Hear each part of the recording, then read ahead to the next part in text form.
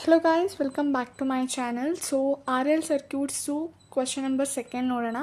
A choke coil is connected across 200 volt 50 earth supply. The power consumed by the coil is 960 watt and the current is 8 amperes.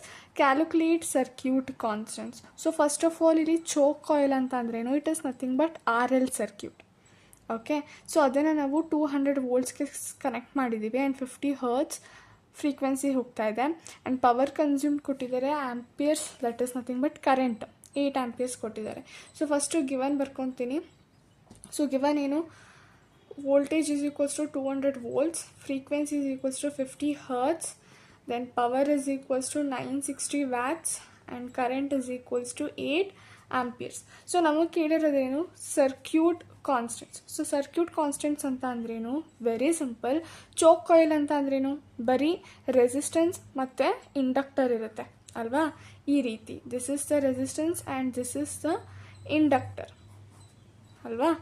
So ಇವೆರಡನ್ನ ನಾವು find ಮಾಡಬೇಕು, what is R and what is L.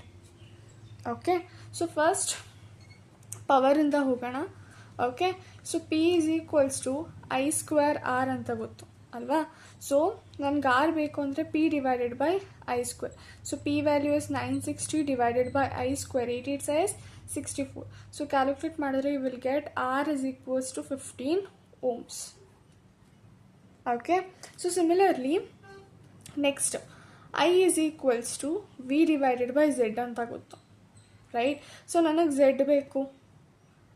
Okay, so ಏನಾಗುತ್ತೆ, ಇದು V ಹಾಗೆ ಇರುತ್ತೆ, I ಕೆಳಗೆ ಬರುತ್ತೆ.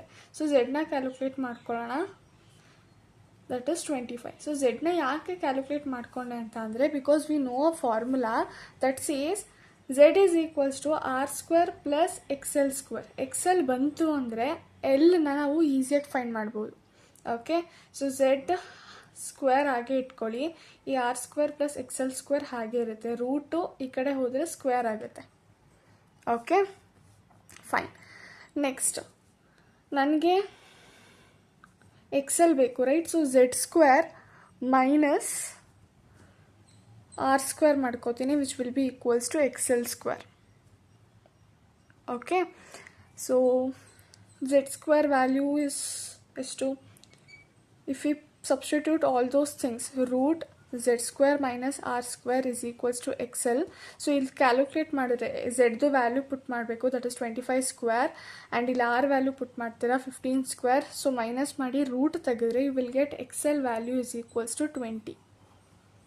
Okay, so XL ಸಿಕ್ಕಿದ ತಕ್ಷಣ ನಮ್ಗೆ ಏನು ಸಿಗುತ್ತೆ, ಎಲ್ ಸಿಗುತ್ತೆ, because XL is equals to ನಮಗೊಂದು ಫಾರ್ಮುಲಾ ಗೊತ್ತು, ಏನು, equals to omega into L.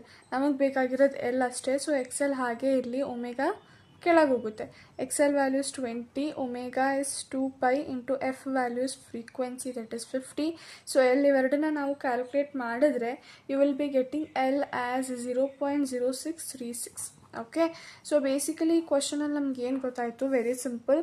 Chok coil ಅಂತ ಬಂತು ಅಂದರೆ it is nothing but R L circuit.